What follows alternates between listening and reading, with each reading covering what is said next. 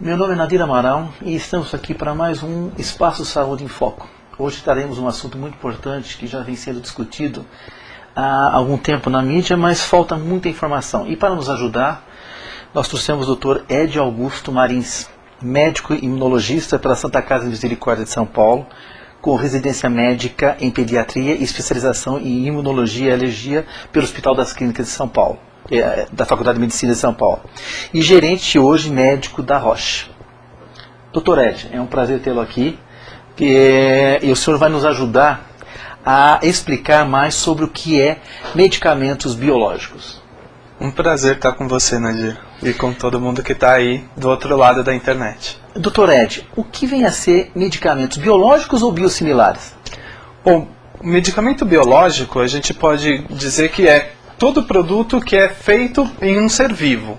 Então a gente, diferente do que é os produtos mais comuns que a gente conhece de medicamentos, como por exemplo uma aspirina que a gente toma para dor de cabeça, que são comprimidos, que são feitos em laboratório, a gente faz síntese química e chega no produto final. O produto biológico ele é feito em um ser vivo. Pode ser uma célula de uma bactéria, pode ser um fungo, pode ser uma célula de mamífero, mas a fábrica desse medicamento vai ser, no fim das contas, um ser vivo. Então o processo para a gente chegar até esse produto é bastante complicado. Envolve, primeiro porque a gente vai usar proteínas que são do nosso organismo como alvos para medicamento. Então, às vezes a gente tem falta de uma proteína e a gente vai repor essa proteína, ou a gente vai usar um anticorpo para uma doença específica. E para isso, então, a gente precisa identificar onde é feita essa proteína que a gente quer usar como medicamento dentro do nosso código do DNA, separar esse pedacinho do DNA e colocar dentro dessa célula que vai produzir esse produto. E aí controlar essas condições para que o produto seja sempre igual, para que a gente consiga fazer esse produto em larga escala e aí poder usar de uma forma terapêutica. Então, qual é a diferença entre medicamento químico e biológico, para a gente ter uma noção de medicamento químico e biológico? Se eu pudesse exemplificar, para a gente simplificar isso, eu diria que o medicamento de síntese química é um pouco de mistura de produtos. Então, a gente pega lá uma receita e mistura o A mais o B numa centrífuga e vai ter uma reação química e vai formar o produto C. O produto biológico não dá para a gente simplesmente misturar as coisas e chegar nesse produto. Ele é resultado de um processo que ocorre dentro de um ser vivo. Então, a gente vai controlar um meio de cultura de células que vai estar modificada com aquele pedacinho do DNA que tem o código para fabricar essa proteína e usar esse mecanismo da própria célula para produzir para nós esse produto final. Então é um processo que ocorre num ser vivo. E o que a gente vai controlar, na verdade, são as etapas ali dentro, o meio de cultura, as concentrações do meio, o alimento da célula, os detritos, retirar, controlar para que esse processo ocorra de uma forma controlada e que a gente tenha sempre aquele mesmo produto no final, que foi feito não pela síntese humana, mas por um ser vivo. Então nós falamos em qualidade de produção, é essa atenção. Sim, com certeza. O controle para se chegar nesse produto é muito maior. A complexidade para a gente chegar no produto é muito, muito maior. Porque em vez de simplesmente seguir uma receita que a gente vai misturar os produtos, a gente precisa entender como que é produzido naturalmente no nosso organismo esse alvo, essa proteína, esse medicamento que a gente quer utilizar e levar para um outro ser vivo que vai produzir para a gente. Então a gente tem que modificar esse ser vivo, essa célula, e acompanhar todo esse processo. Como são produtos que são de síntese do nosso organismo, ele pode sofrer muitas modificações nesse processo até chegar no produto final. E essas modificações podem transformar esse produto em não um, mas vários produtos diferentes. Então, nesse processo de fabricação, a gente vai chegar no final em vários produtos que são semelhantes de uma certa forma, mas não exatamente iguais. A gente precisa, então, controlar essas condições para que essas alterações não ocorram com frequência, possam ser controladas para a gente ter sempre o mesmo produto. Porque se eu modificar as condições, é como, imagina a gente fazer um bolo. Se eu pego e sigo a mesma receita, mas eu mudo a temperatura do forno, deixo mais tempo, vai acontecer o quê? Eu vou queimar o bolo. Se eu deixar menos tempo, o bolo não cresce. Se eu pôr muito fermento, ele sobe demais. Se eu não pôr fermento, ele não cresce. Então, apesar de eu ter a mesma receita, se eu não controlar esse processo para fazer o bolo não vai ficar igual. Eu posso queimar o bolo, eu posso ter um bolo deformado. Então, esse processo de fabricação do produto biológico se assemelha muito a isso, uma coisa que é do processo, como é o processo de fazer um bolo. Eu posso ter os mesmos ingredientes, usar farinha, leite, água, açúcar, chocolate, posso fazer disso um brownie, eu posso fazer um bolão de chocolate, dessa altura assim. O que mudou? Mudou o processo que eu fiz com essa matéria-prima. Então, o controle do processo que vai nos levar até o produto final. E quem avalia essa produção final do biológico? Como é que é feita a avaliação disso? Né? Porque nota-se que são produtos que são um fármaco muito detalhado, muito específico. A avaliação disso como é feita? Quem controla? Para a gente chegar até esse produto, então a gente vai passar por uma série de etapas. E durante todas as etapas a gente tem controles que a gente vai fazer. Dentro de quando a gente chega no desenvolvimento desse produto, todo esse processo ele é estudado. Então, em todas as suas etapas, até que a gente obtenha o produto final. E esse produto final aí, então, precisa ser testado primeiro em animais, para ver qual é o efeito que ele vai ter, se é o efeito esperado ou não. Porque como é um produto biológico, os resultados podem ser às vezes imprevisíveis. A gente precisa estudar isso bem detalhadamente para ter certeza de que aquele produto realmente funciona como a gente espera que ele funcione e com segurança e que vai fazer o efeito que a gente deseja. Então ele passa por todas as fases de produção de uma medicação. Todas as fases de desenvolvimento. Então, desde as fases que a gente chama de pré-clínicas, são aquelas realizadas em animais ou em laboratório mesmo, que a gente faz em meio de cultura de células, para ver que resultados que ele pode provocar. Depois em animais para testar segurança, até que a gente vai começar nas fases clínicas. Então, primeiro em indivíduos sadios para ver que efeito que ele está causando no nosso organismo. E depois, dentro da indicação, a gente vai trabalhar nos pacientes mesmo doentes, tratando essa doença com o objetivo que a gente quer chegar. Então ele passa por todas as fases para depois ser comercializado. Exatamente. Esse é o procedimento. Esse é o processo. Como se fosse um de química seca. Exatamente. Para o processo de registro, ele tem que passar por todas as fases de estudo, como acontece com os de síntese. Mas o volume de informações que são necessárias é muitas vezes maior, mais de 100 vezes maior, o processo todo para se chegar até o registro desses produtos. Então é de extrema importância, né, a produção desses produtos, né? E eu acho que a Anvisa, ela controla, ela tem um controle sobre isso também, Ana? Sem dúvida.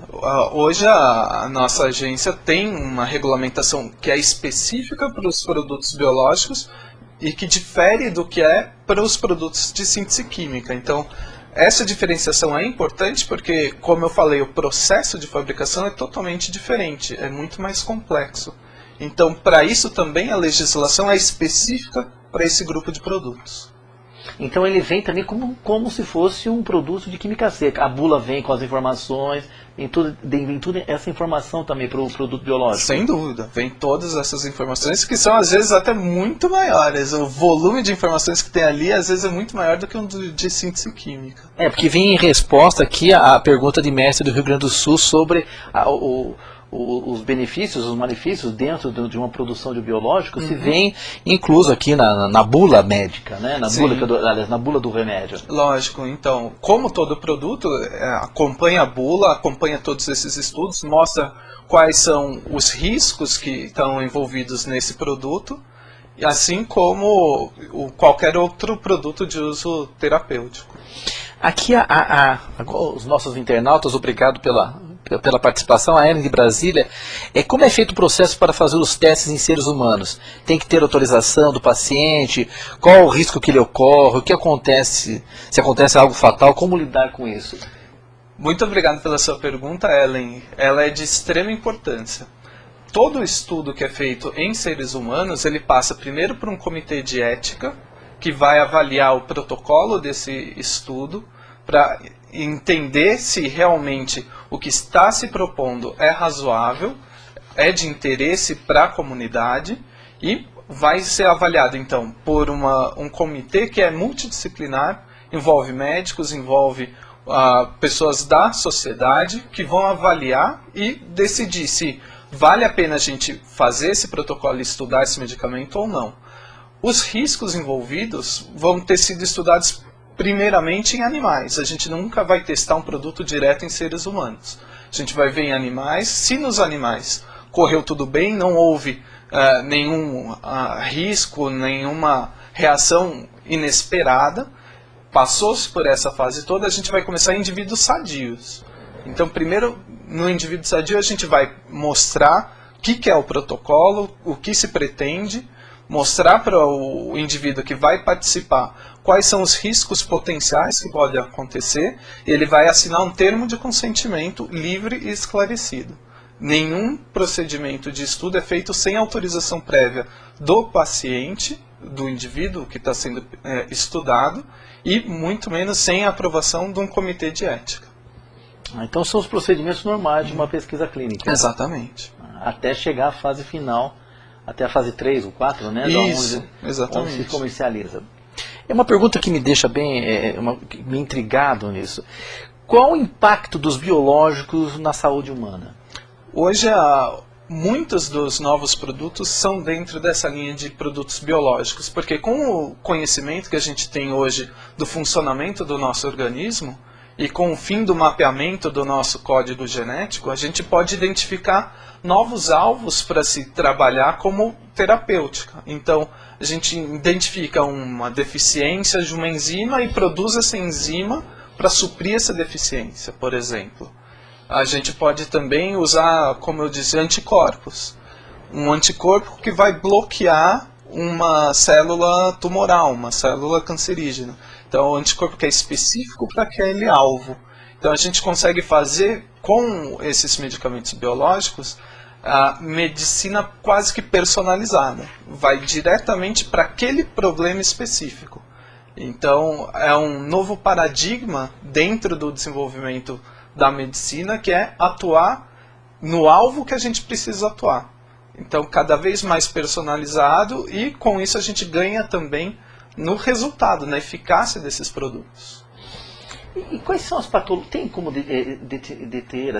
identificar quais são as patologias que mais utilizam os biológicos? Há como fazer isso ou não? Eu acho que hoje específica? A que mais se beneficiou, talvez, tenha sido a área de oncologia, onde a gente tem anticorpos específicos contra vários tipos de tumores hoje, ou contra a formação de vasos dos tumores.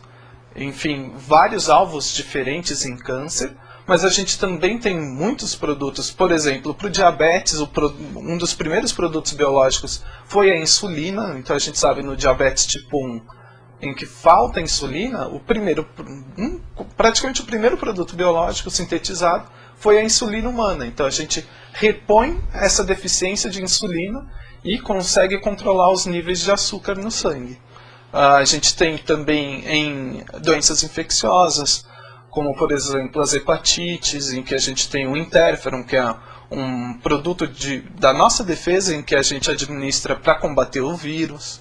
A gente tem na reumatologia, nas artrites, artrite reumatoide juvenil, artrite reumatoide, em que esses medicamentos impedem a progressão da doença, conseguem melhorar a condição do paciente, melhorar a qualidade de vida. Então são várias as áreas diferentes em que esses produtos atuam. Temos uma pergunta aqui de Lucas de São Paulo. Se a regulação da Anvisa no Brasil segue os padrões internacionais para medicamentos biológicos?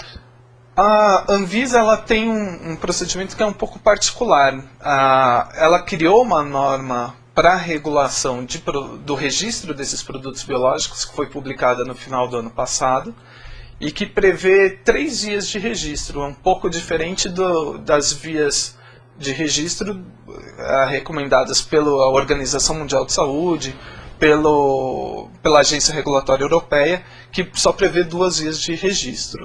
No Brasil, a gente tem uma situação um pouco diferente.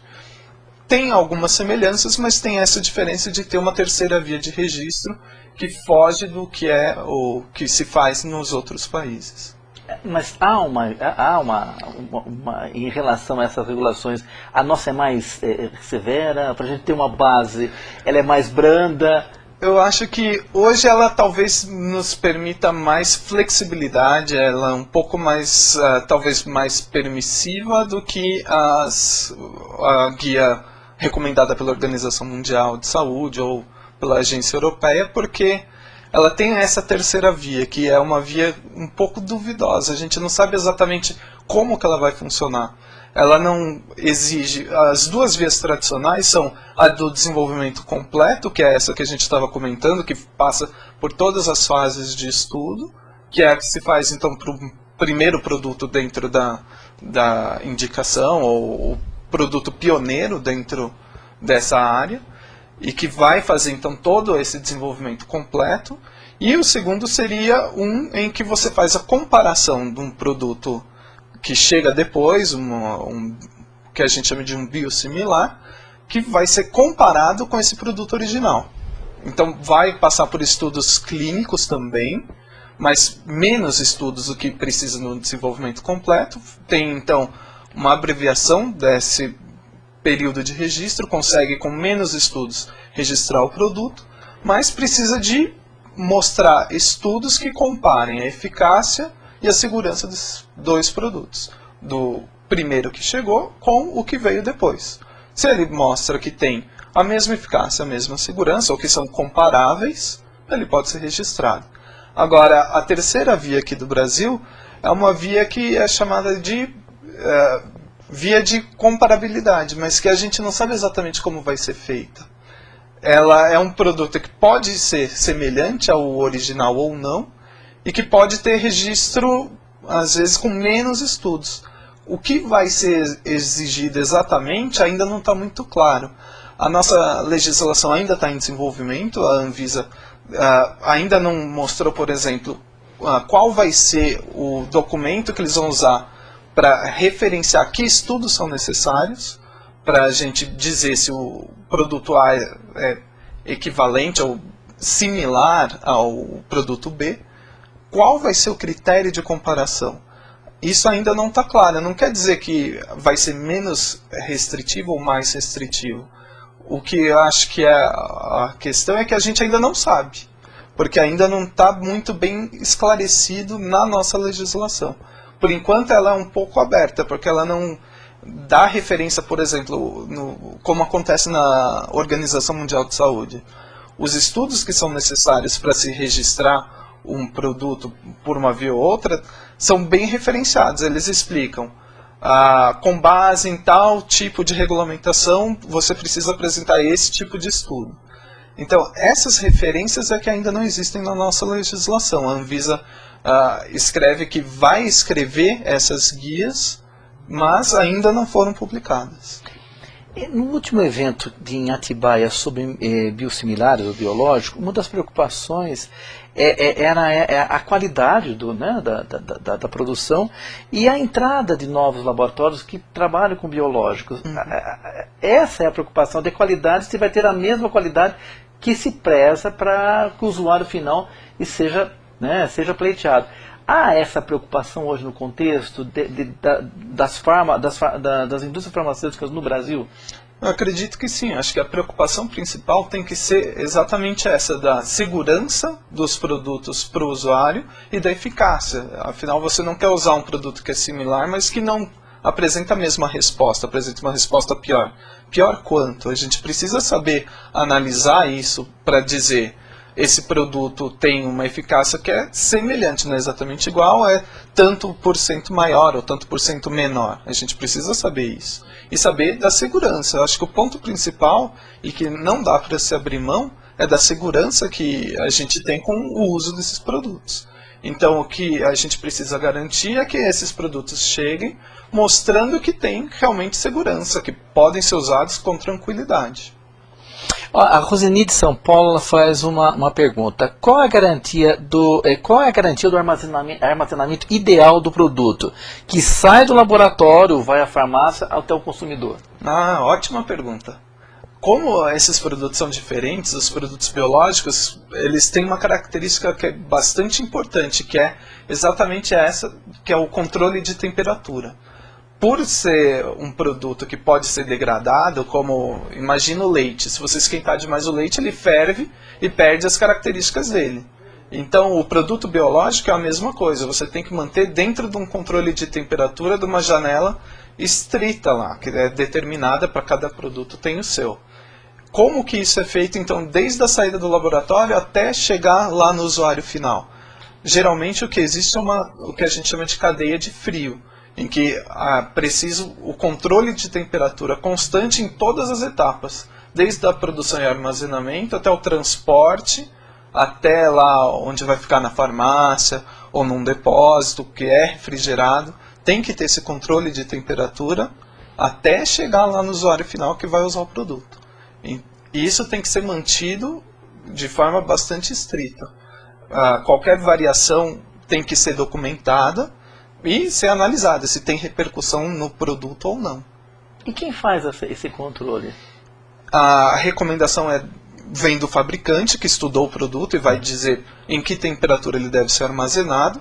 E aí, desde o transporte saindo do laboratório até o comprador, o laboratório tem essa responsabilidade de manter essa temperatura. Uma vez no comprador, é de quem comprou ali, de manter esse controle bem estrito.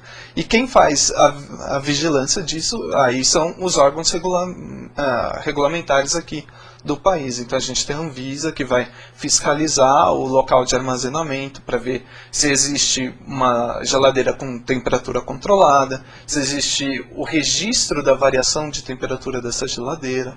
Então, todas essas medidas são feitas por um órgão que é da vigilância sanitária, que está vinculado hoje com a Anvisa.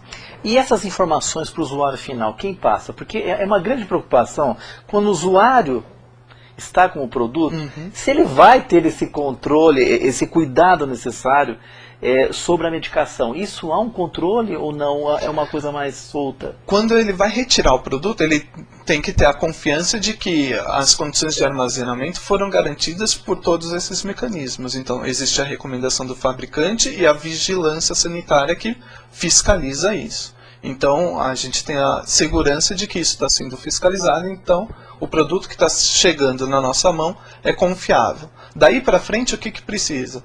O farmacêutico que vai dispensar essa medicação precisa orientar o usuário de como ele deve armazenar, como ele deve manipular essa medicação. Desde o transporte que ele vai retirar a medicação da farmácia até levar para casa, como que deve ser esse transporte? Ele precisa levar numa geladeira de isopor, como que ele precisa acondicionar isso em casa. Então, todas essas preocupações que precisam existir, precisam ser passadas pelo farmacêutico que está dispensando a medicação e pelo médico que orienta o uso da medicação. Muito interessante. Você vê como é importante esses medicamentos biológicos e como é importante o usuário. Nós, usuários, sabemos como lidar com essa medicação. Antes de nós continuarmos o assunto, está legal. Eu quero dar mais algumas informações.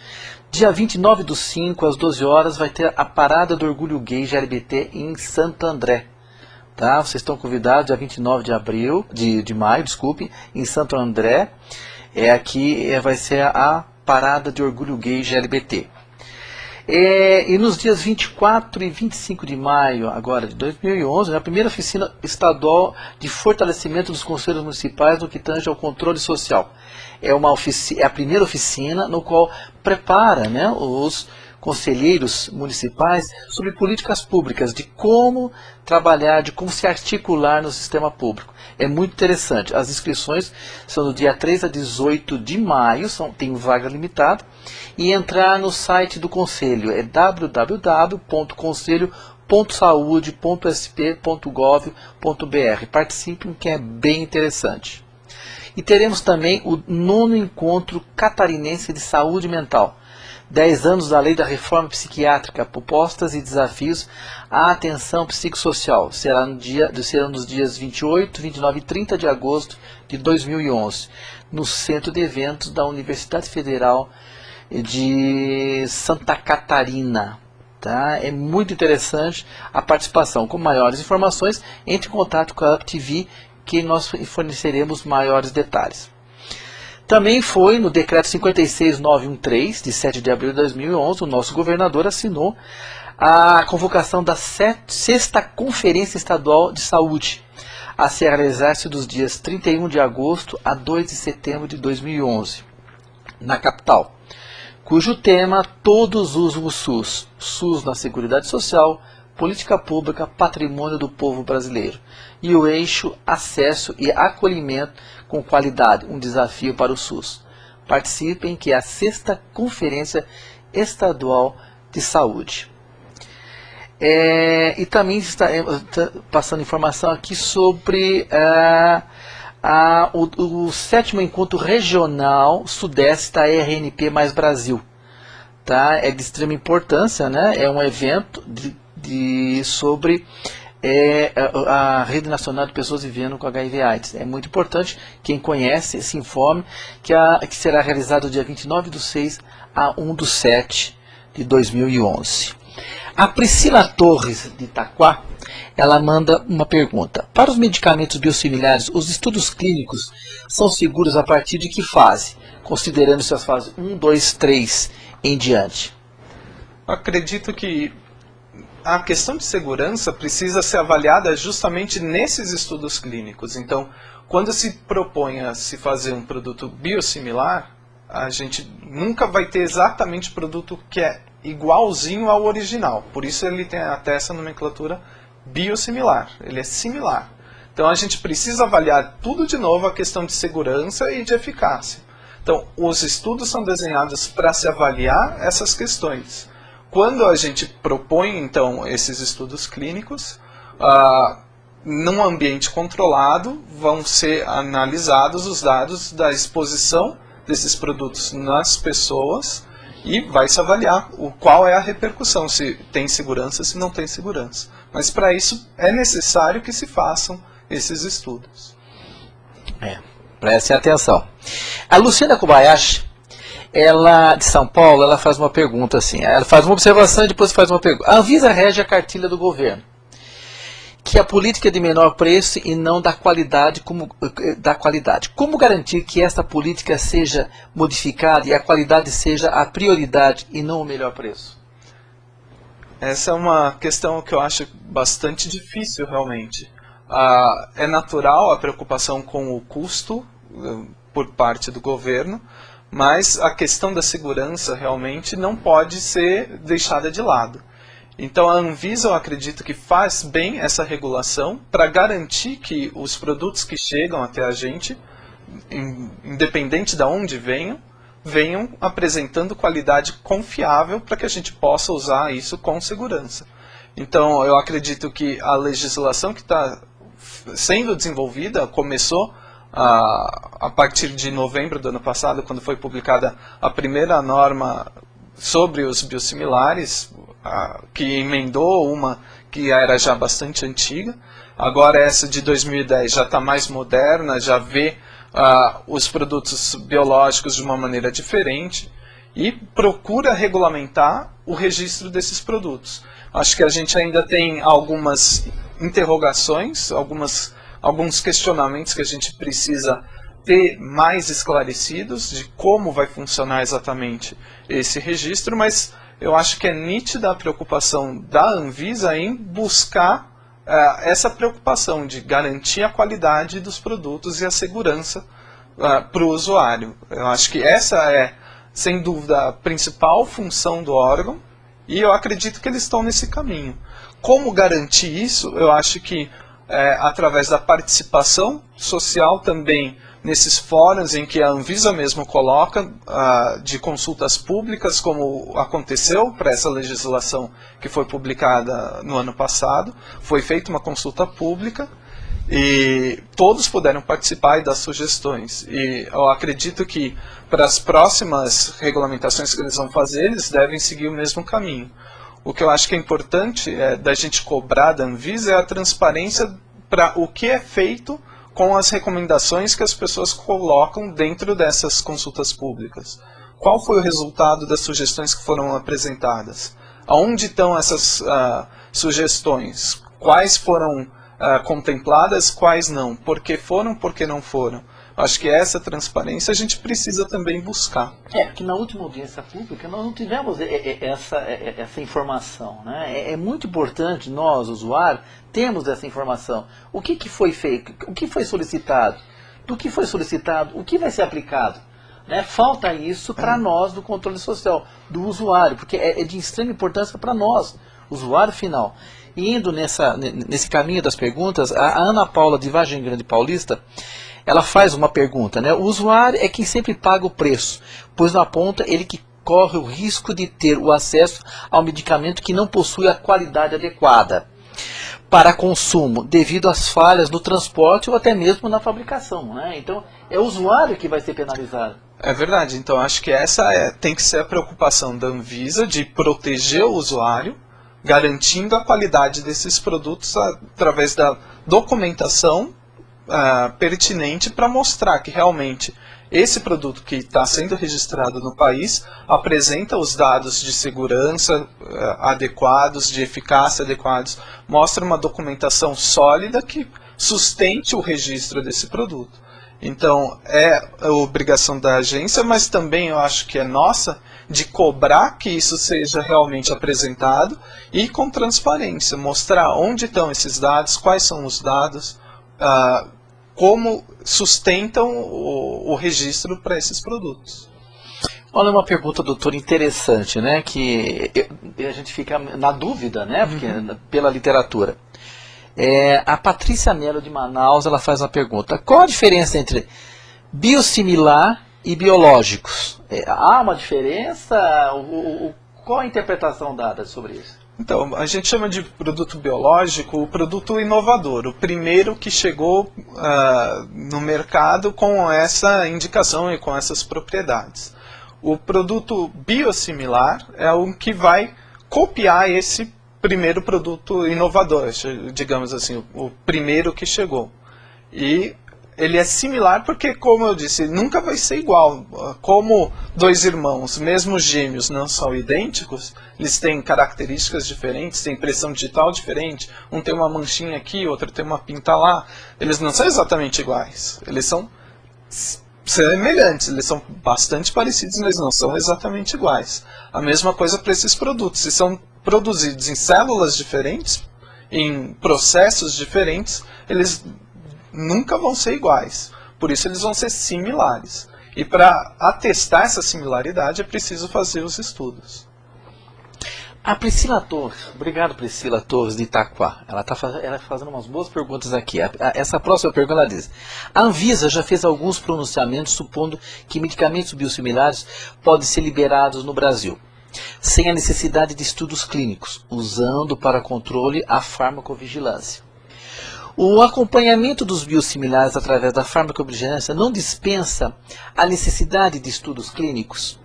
Farmacovigilância pode ser usado no lugar de estudos clínicos? Não, acredito que não. Isso de jeito nenhum. Porque é preciso analisar de perto, seguindo esses pacientes, e sem expor a população toda para um risco que é desconhecido. É preciso primeiro avaliar quais são esses riscos, e para isso a gente precisa desses estudos. É lógico que isso não dispensa a realização da farmacovigilância, Porque os estudos clínicos, o que eles vão identificar? Eles vão identificar fatores ou critérios que podem aparecer com uma frequência maior. Então, eventos adversos inesperados, que têm uma frequência maior, vão ser identificados nesses estudos clínicos. Quanto mais raro é o evento, maior precisa ser o estudo. E por isso é importante também a farmacovigilância. Então, os estudos clínicos vão identificar os fatores mais frequentes, então esses eventos mais frequentes relacionados à segurança, mas a farmacovigilância vai ser importante depois para buscar aqueles que são mais raros, que acontecem em 1 a cada 10 mil, 1 a cada 100 mil exposições a esse produto. Então, por isso é necessária a farmacovigilância. Mas de jeito nenhum ela suprime a necessidade dos estudos clínicos. A gente não pode simplesmente expor toda a população para um risco desconhecido. A Denise Coelho, de Santa Catarina, ela faz uma pergunta assim, mais genérica. Você acha que o Brasil está mais bem informado e aparelhado que os outros países em relação aos biológicos ou não? Eu acho que hoje o Brasil é um país líder em ascensão mundialmente, em todos os aspectos. Acho que tanto econômicos, como a gente tem visto muito, mas também em ciência. E a gente tem sim uma capacidade bastante grande para poder analisar e verificar, tanto que no registro desses produtos biológicos, muitos deles o Brasil também está envolvido nessas pesquisas, então os nossos médicos, os nossos pesquisadores estão no mesmo patamar do que os outros países. Então eu acredito que sim, a gente tem capacidade para isso.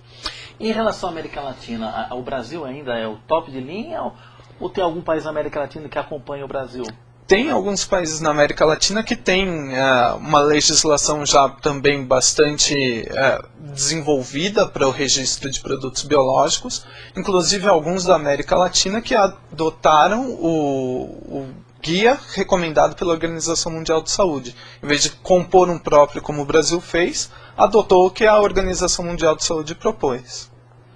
Então o Brasil pode dizer que é uma referência na América Latina, não? Eu acho que está em pé de igualdade com os melhores países em termos de regulamentação na região toda. E voltando à posição do Brasil aqui, a situação da Anvisa, em termos de legislação, nós estamos contemplados ou ainda falta muita coisa a ser feita? Eu acho que a gente está no caminho certo, estamos desenvolvendo legislação. A Anvisa tem essa prerrogativa de fazer uma legislação própria, ela não quer adotar nem mesmo a da Organização Mundial de Saúde, embora o Brasil tenha sido um dos países que participou na elaboração desse documento.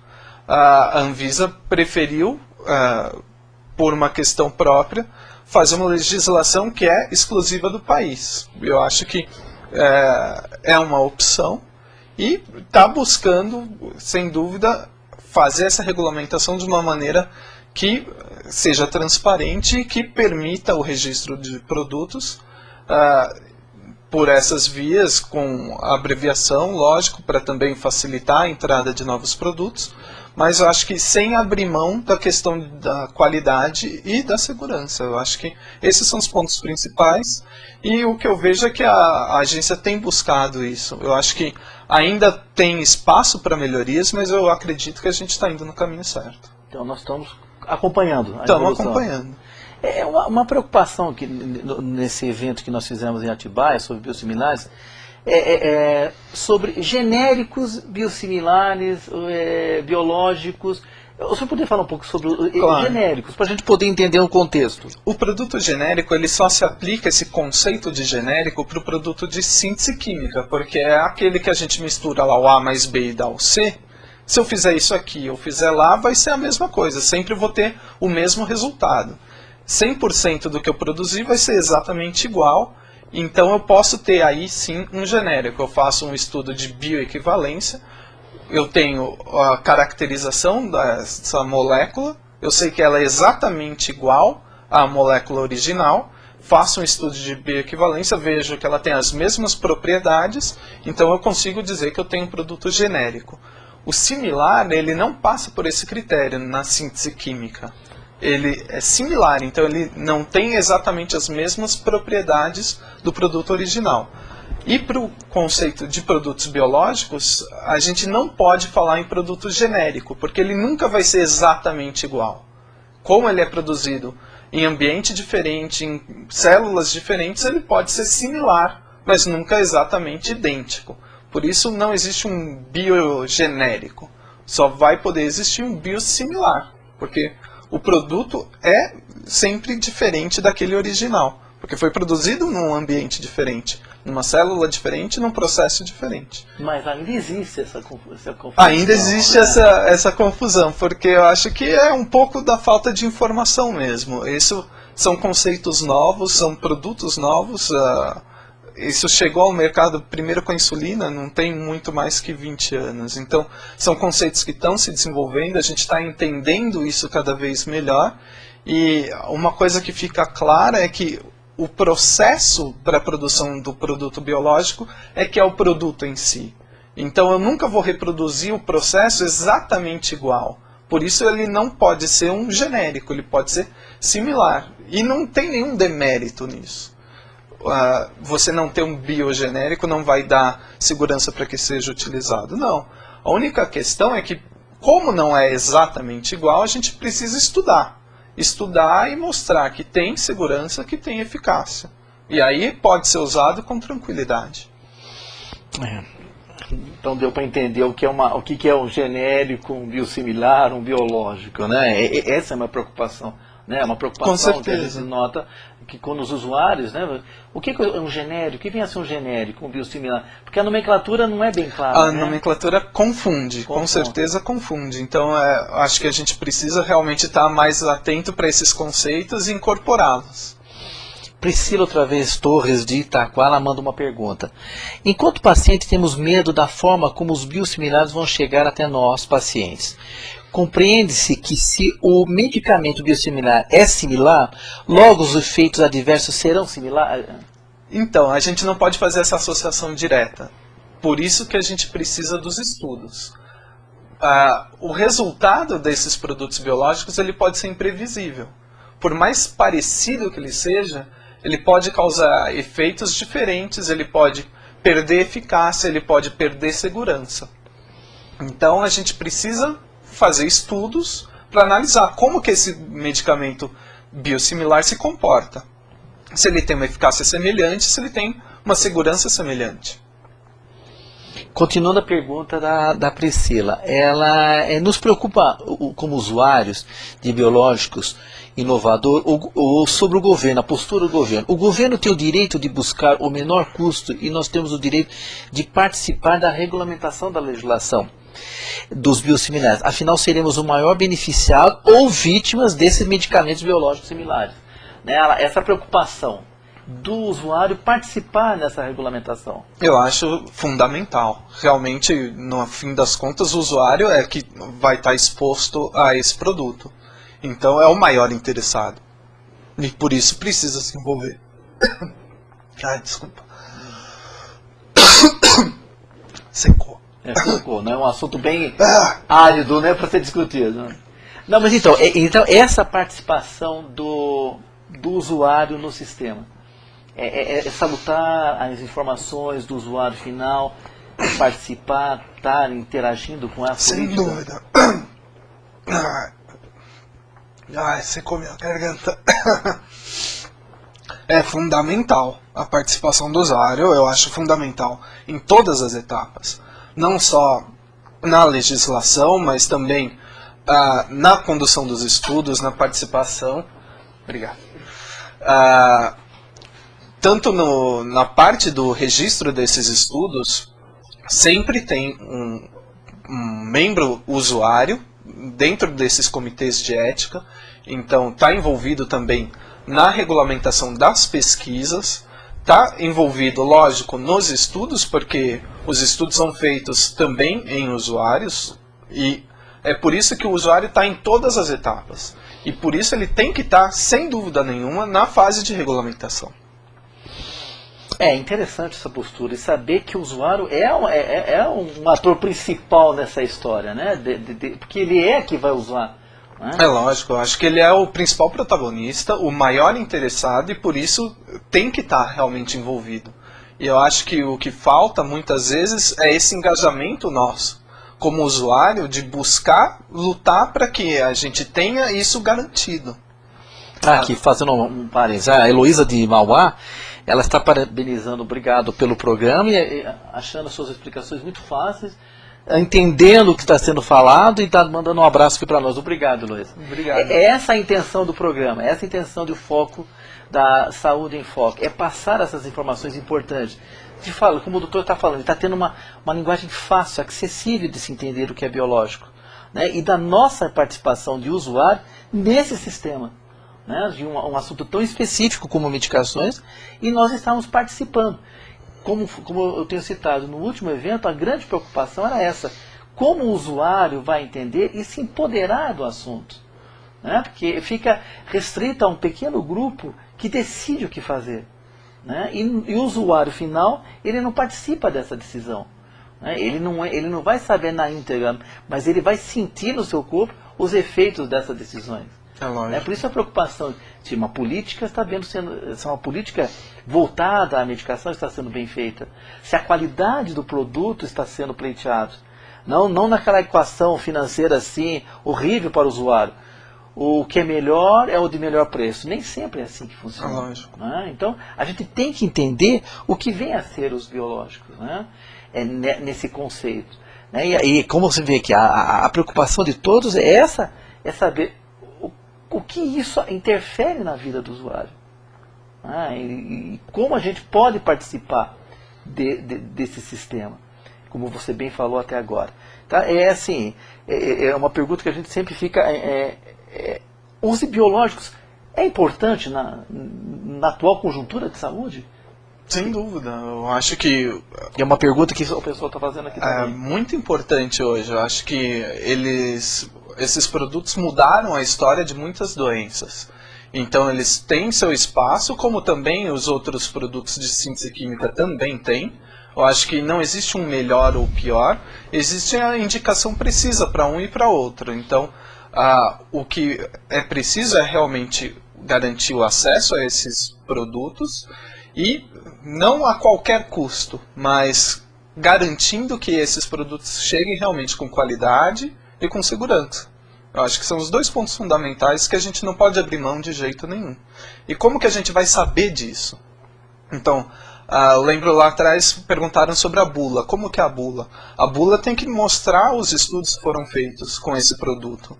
Então, a bula do produto biosimilar tem que apresentar os estudos feitos com esse produto e não com o que originou, com o qual ele foi comparado. Ele tem que trazer os resultados dos estudos feitos com ele mesmo.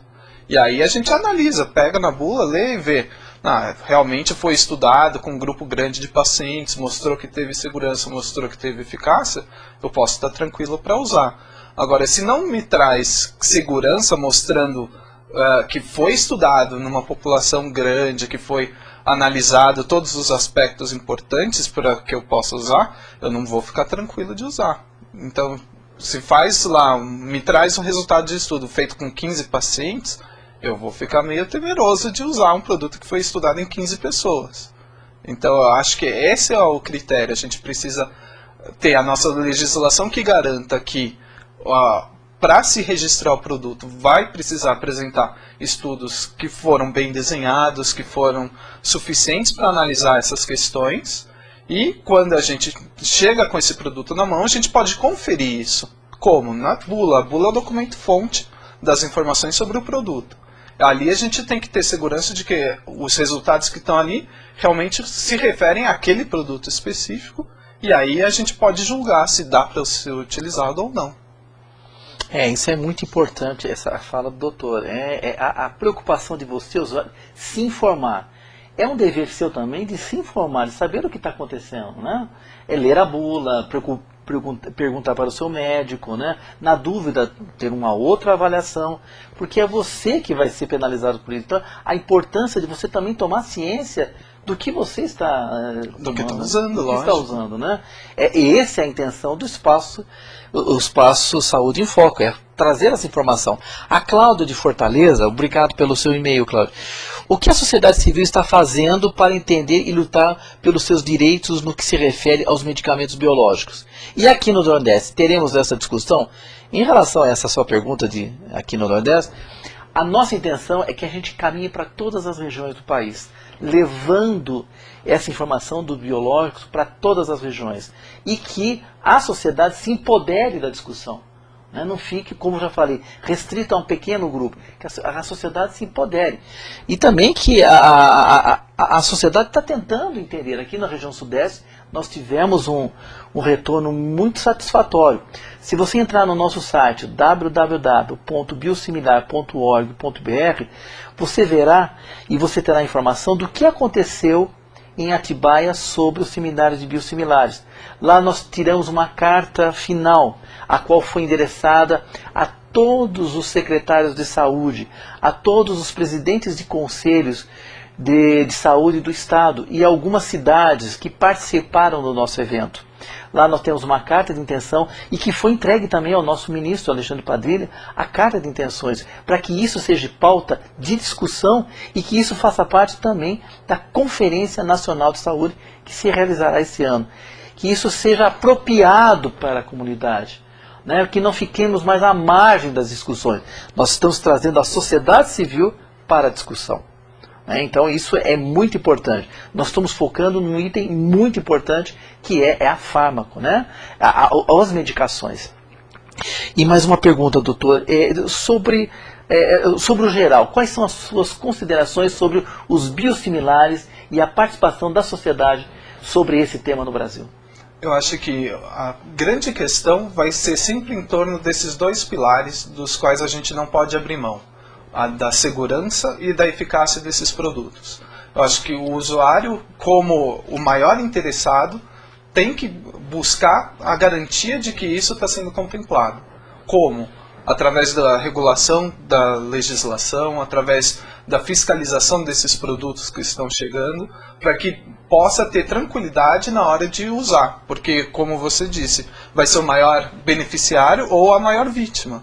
Eu acho que por isso é importante que se busque a informação, em primeiro lugar, o acesso à informação, o conhecimento sobre o que como é feita a regulamentação, e depois analisar realmente, caso a caso, qual é a documentação que está apoiando, quais são os dados que eu tenho, para poder dizer se eu posso usar isso com segurança ou não. Eu acho que são os dois pontos principais. Buscar a certeza de que o produto foi estudado e que se comprovou que ele é seguro e que ele é eficaz. Porque também não adianta nada ele ser seguro, mas não funcionar. Ele precisa funcionar e a gente não pode abrir mão de jeito nenhum da segurança, que é o fator principal. Bom, as informações já estão aí. Como você, usuário, pode participar? Esse ano são os anos das conferências. Estão começando as conferências municipais de saúde. Vai no seu Conselho Municipal de Saúde de sua cidade. Se informe. Você pode participar, você pode levar propostas. Coloque entre uma das propostas os biosimilares, como política pública de saúde. É um meio que você pode fazer, é um meio que você pode interagir. Saindo do município, vá para o seu estado, participe da Conferência Estadual de Saúde também, leve o biosimilar como uma bandeira de política de saúde pública. É um modo que você, usuário, pode participar. E é isso que nós estamos trazendo, a informação, a boa informação, a informação focada na saúde do usuário. É essa a intenção do Espaço Saúde em Foco. Contaremos com vocês na próxima semana com um novo tema, na próxima terça-feira, a partir das 21h10, às 22h10, às 22h10, com outro tema de saúde, que é voltado para você. Participe, eu quero agradecer a todos os internautas que mandaram as informações, agradeço a sua presença. Imagina, você é um bom parceiro nosso que traz boas informações, é isso que nós precisamos, de boas informações.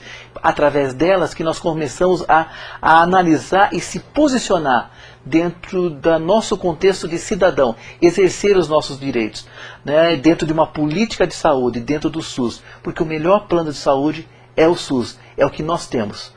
né? Vamos batalhar por ele, por um bom plano de saúde. Agradeço a presença, agradeço aos internautas e até a próxima terça-feira. Muito obrigado.